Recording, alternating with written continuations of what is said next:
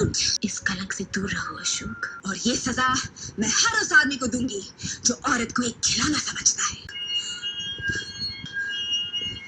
मुजरिम मैं नहीं जज साहब, मुजरिम आप है, आपका इंसाफ है। चुप साली।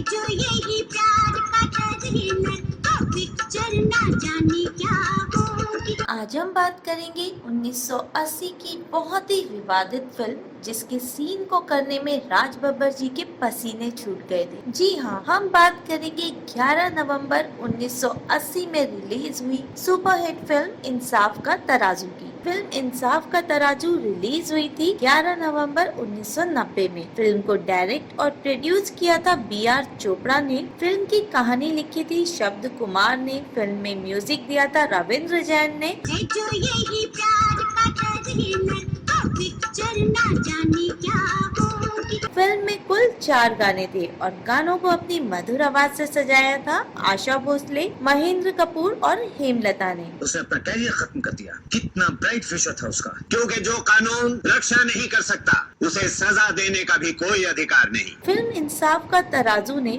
फिल्म फेयर अवार्ड के 3 अवार्ड्स अपने नाम किए थे। बेस्ट सपोर्टिंग एक्ट्रेस अवार्ड जीता था पद्मिनी कोल्हापुरे ने। बेस्ट डायलॉग अवार्ड जीता था शब्द कुमार ने और बेस्ट एडिटिंग का अवार्ड जीता था SB मने ने।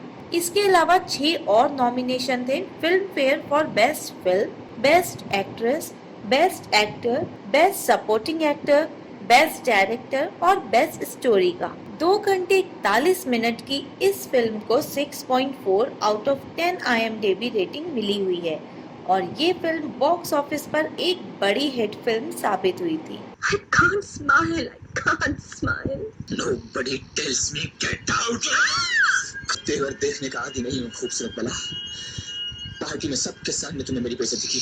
फिल्म ने बॉक्स ऑफिस इंडिया में कुल 2.5 करोड़ रुपए का कलेक्शन किया था और box office world wide collection किया था 4.5 करोड़ रुपए का। हिंदी फिल्म इंसाफ का तराजू अमेरिकी फिल्म लिपस्टिक पर आधारित है, लेकिन फिल्म इंसाफ का तराजू की सफलता को देखकर इसके रीमेक के रूप में तेलुगु फिल्म इडी न्यायम इडी धर्मम 1982 में बनी थी। फिल्म इंसाफ का तराजू का एक सीन जिसने इस फिल्म को काफी विवादित बना दिया था।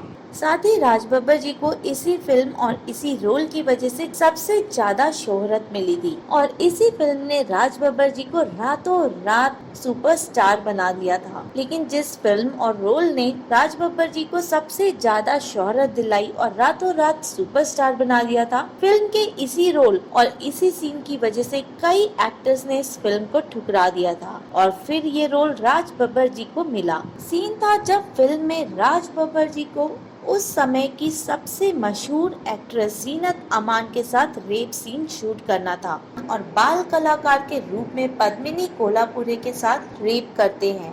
राज बब्बर जी ने अपने एक इंटरव्यू में बताया था कि इस रोल को करने के लिए कोई एक्टर तैयार नहीं था क्योंकि ये एक नेगेटिव रोल था और सबको डर था कि इस नेगेटिव रोल को करने से उनकी हीरो वाली इमेज यानी कि छवि खराब हो जाएगी। लेकिन जब ये रोल B.R. चोपड़ा ने राज बब्बर जी को करने के लिए कहा तो राज बब्बर जी की खुशी का ठिकाना नहीं रहा। राज बब्बर जी को लगा ये रोल बहुत ही खूबसूरत है और वो समझ नहीं पा रहे थे कि बाकी एक्टर्स ये रोल क्यों नहीं कर रहे हैं। राज बब्बर जी ने बताया था कि मैं थिएटर कर चुका था और इस वजह से मुझे कभी भी ये नहीं लगा कि ये रोल नेगेटिव है या पॉजिटिव, क्योंकि थिएटर में हर वो रोल किया जाता है कलाकार द्वारा जो बेहतरीन रोल होता है। राज बब्बर जी को रोल सुनते ही लगा कि इस फिल्म की पूरी कहानी ही सिर्फ इस रोल, इस कैरेक्टर की वजह से है। ये कैरेक्टर जो करता है उसके बाद ही फिल्म की पूरी कहानी बनती है और ये रोल दमदार है। फिल्म के बाकी सब कैरेक्टर्स तो सपोर्टिंग है।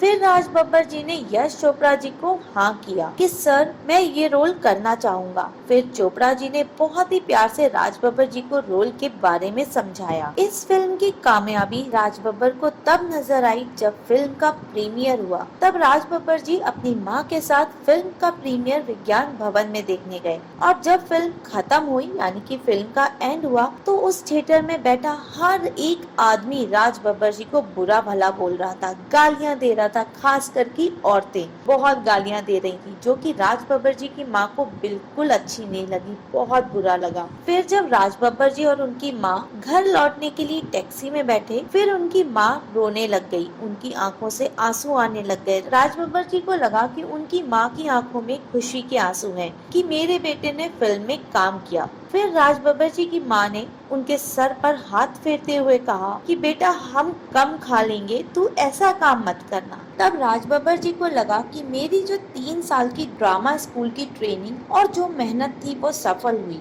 और मुझे कामयाबी मिल गई, क्योंकि मेरी माँ ने भी यही समझा कि मैं ऐसा ही हूँ और मैं ऐसा ही काम करता हूँ और आगे से ऐसा काम ना करूं। तो राज बब्बर जी को लगा कि वो अपने उस रोल में सफल हुए जो रोल उन्होंने किया था। ये सब राज बब्बर जी ने खुद अपने एक इंटरव्यू के दौरान बताया था। फिल्म का वो सीन जो सबसे ज्यादा विवादित हुआ और जिसने राज बब्बर जी के पसीने छुटा दिए थे, सीन था जहाँ पर राज बब्बर जी उस समय की मशहूर एक्ट्रेस जीनत अमान के साथ रेप सीन शूट करते हैं। जब राज बब्बर जी को जीनत अमान के साथ रेप सीन शूट करने के लिए कहा तब राज बब्बर जी पसीना पसीना हो गए थे। हालांकि जब जीनत अमान को ये पता चला तो उन्होंने राज बब्बर के साथ कई बार इस सीन की रिहर्सल की ताकि वो घबराए नहीं। आखिरकार सीन शूट हुआ। फिल्म के सीन के मुताबिक इस सीन के दौरान राज बब्बर और जीनत अमान के बीच काफी हाथापाई भी हुई, लेकिन इसके बावजूद जीनत अमान ने उफ तक नहीं की थी और राज बब्बर जी की हालत ऐसी थी कि उनका कलेजा मुंह को निकल आया हो। बेशक ये सीन मुश्किलों से शूट किया गया था, लेकिन इस सीन के कारण राज बब्बर की एक्टिंग को खूब सराहा गया। वह रातों रात सुपरस्टार बन गए। इस फिल्म के लिए राज बब्बर जी को फिल्म फेयर अवार्ड का सर्वश्रेष्ठ अभिनेता का नॉमिनेशन भी मिला। इस फिल्म का एक और कैरेक्टर एक्ट्रेस पद्मिनी कोल्हापुरे, छोटा पैकेट बड़ा धमाका, कुछ ऐसा ही अंदाज था पद्मिनी का जब पद्मिनी ने इस फिल्म इंडस्ट्री में एंट्री की। मात्र 15 साल की उम्र में ही पद्मिनी न सिर्फ लोगों को अपनी एक्टिंग का कायल बना चुकी थी बल्कि कई अवार्ड्स भी जीत चुकी थी।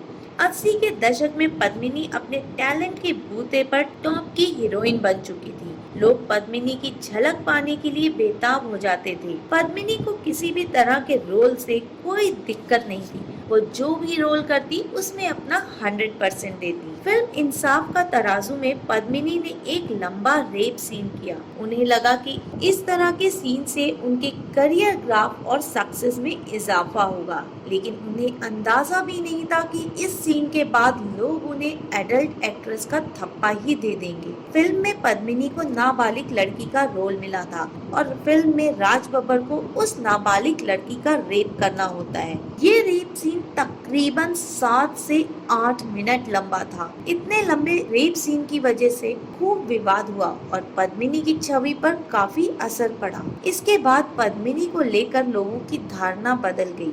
जिसकी एक्टिंग के लोग दीवाने थे वही लोग उन्हें एडल्ट एक्ट्रेस का नाम देने लगे। पद्मिनी को जैसे ही इस बात का एहसास हुआ उन्हें बहुत पछतावा हुआ कि उन्होंने इस सीन को किया और उसके बाद उन्होंने इस तरह के बोल्ड और रेप सीन से तौबा कर ली कि अब इस तरह के सीन्स मैं नहीं करूंगी। उसके बाद पद्मिनी ने इस तरह के बोल्ड सीन्स फिल्म में कभी भी नहीं किए।